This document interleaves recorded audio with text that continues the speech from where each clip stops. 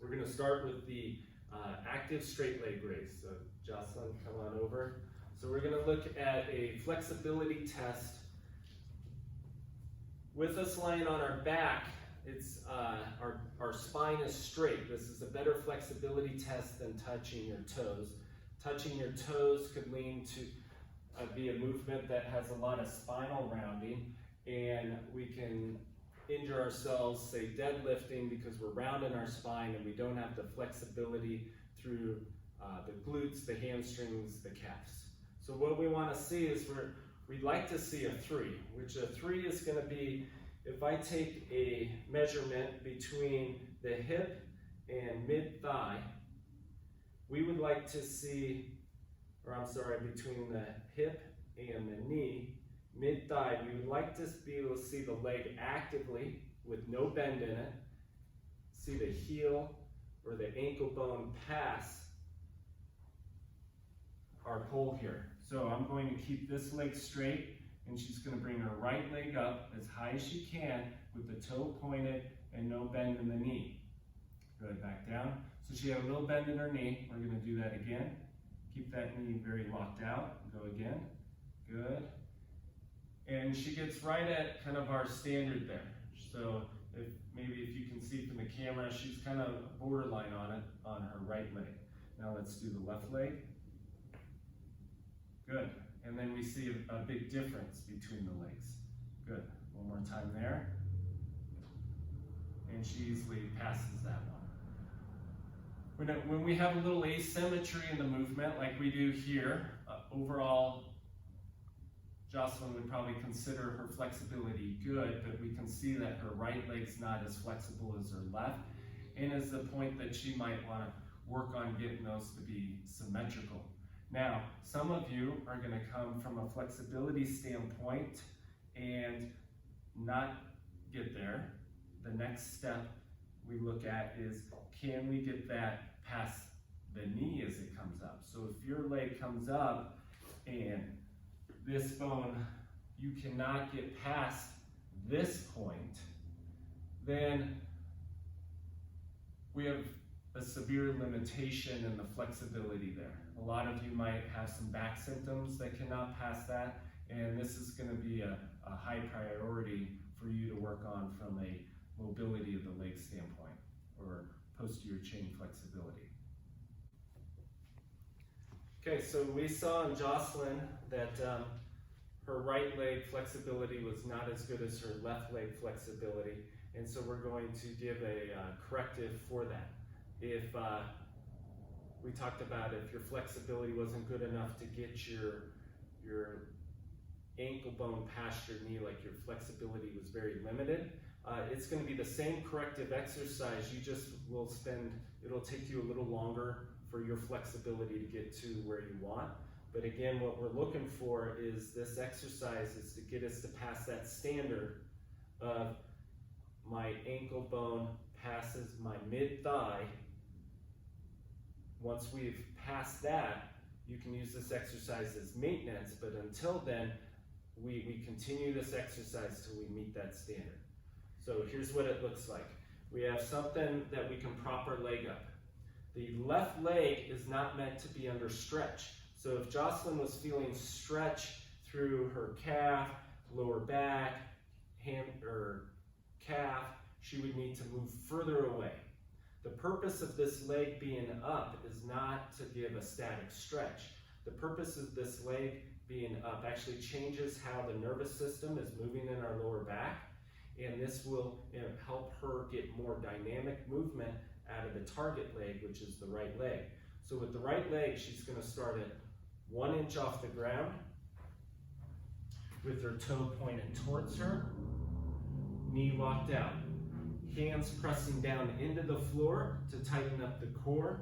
She is going to then raise the leg up as high as she can where the knee doesn't unlock, and then we're going to go back down to that starting point, and we're going to do this dynamically back and forth.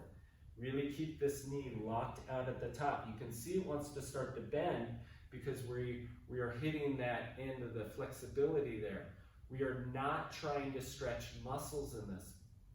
What we're trying to do is teach our nervous system with its feedback into the muscles to gain flexibility. Doing a static stretch has been shown to be highly unproductive in terms of changing range of motion. You can see by putting this leg up that she's actually already achieving greater range of motion than she was when we tested her. What we will start to see is that there will be some muscle memory with that, and then that flexibility will even out. So from a rep scheme, she's gonna do somewhere between 10 to 15 reps. Let's say we're gonna do 12 reps, and we're gonna start off with twice a day doing this. And if we don't have any adverse like soreness and we certainly don't want any pain with it, then we can start increasing how often we wanna do this. But from a frequency standpoint, we at least need to be doing this a couple times a day for about that 10 to 15 reps. And being consistent with doing it each day is the only way we're going to see any changes with this. Once you've met that mark of getting your flexibility to meet that standard, then we progress into moving this into a functional movement. So what we do from a functional movement standpoint is we're going to remove this. Jocelyn, let's have you come up. I have a 15-pound plate here. We're going to do toes up facing that way. Here we're going to take that flexibility and put it to use with a leaning forward movement. Now when we do a toe touch, the purpose of this toe touch is to make the flexibility come from the waist down. A little rounding in the back is normal, but we want this movement to be driven from the hips, primarily folding. So it's a folding of the hips and not a rounding of the back. So when you do this, so she's going to start with her arms over her head. She's going to go down and touch her toes. Good, continue to do that. Now as she's doing that, we're going to drive the hips back. So what I just cued her to do was I grabbed hold of her hip and pushed it back. What you will feel there is an inflect or a stretch through the backside, the hamstring, the calf. If you are just dropping straight down without the hips moving, then what we're getting is, again, too much spine movement and not getting the nice hip hinge we want. So this is teaching us how to use the flexibility we just got by hinging properly through our hip. We do 10 on this side, then we're going to go over with our toes down, our heels up, and we're going to do 10 on this side. So the toes are further away now, so we really got to think about hinging the hips and pushing them back. Notice that her knees bend. We want the knees to bend. If you have good flexibility in the first step, but then you come here and you're like, well, why can't I keep my legs straight? Well, it's a pattern issue. It's not flexibility. If you just pass the standard before that, then we know that we have plenty of flexibility. What we want to do here is teach us how to use our posterior chain to do the lifting and not our back. And so when we deadlift, our knees bend a little bit. When we squat, we lead with a hip hinge and knees bend. This is the same pattern of movement, and so it's all about the hip hinge here.